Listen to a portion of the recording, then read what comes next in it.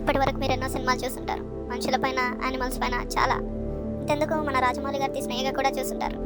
ఇది కూడా మీరు అలాంటి ఒక సినిమా అనుకుంటే అక్కడే మీరు పప్పులో కాలేసారు.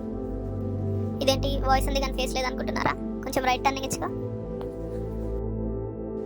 ఇది నా స్టోరీ, ఒక షూ స్టోరీ. బ్లెస్సింగ్స్ తీసుకునేటప్పుడు కాళ్ళనే మొక్కుతాం. హ్యూమన్ బాడీని మోసే కాళ్ళకి ఎంత ఉంటే ఆ కాళ్ళని ఏం కాకుండా కాపాడుతున్నా నాకెంత ఉండాలి?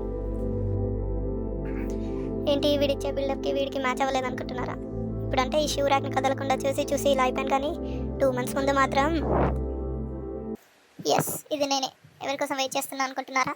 అదిగా వచ్చింది, పక్కింటి హీల్స్ కోసం. మా ఓనర్ పుణ్యమా అని 1 month ఒకసారి 2 సార్లు చూస్తా దీన్ని. మా ఓనర్ అమ్మాయిని చూస్తాడు, నేను హీల్స్ని చూస్తా. అయ్యో పోయింది. ఇలా హీల్స్కి ప్రతిసారి పడిపోవడం నాకు అలవాటేలే. ఇదేంటి నా లెఫ్ట్ షూ కదులుతుంది? అంటే ఏమో జరుగుతుంది, ఏదో అవుతుంది.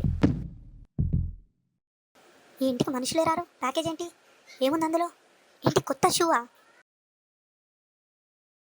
నన్ను పక్కన పడేశారు. నా ప్లేస్, నా పరువు, నా రెప్యుటేషన్ అన్నీ పోతాయి.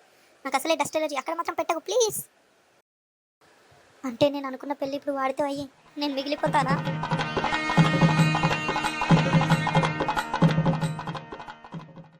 సో ఇది నా స్టోరీ. 2 months అయింది ఇక్కడ పడుండి. ఆ షూ పక్కా ఏదో ఒక రోజు నిన్ను మోసం చేస్తారు చూడు.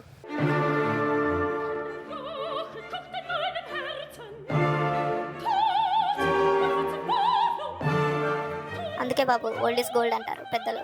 చూసావా ఎలా అయిందో? ఇప్పటికైనా మారండి.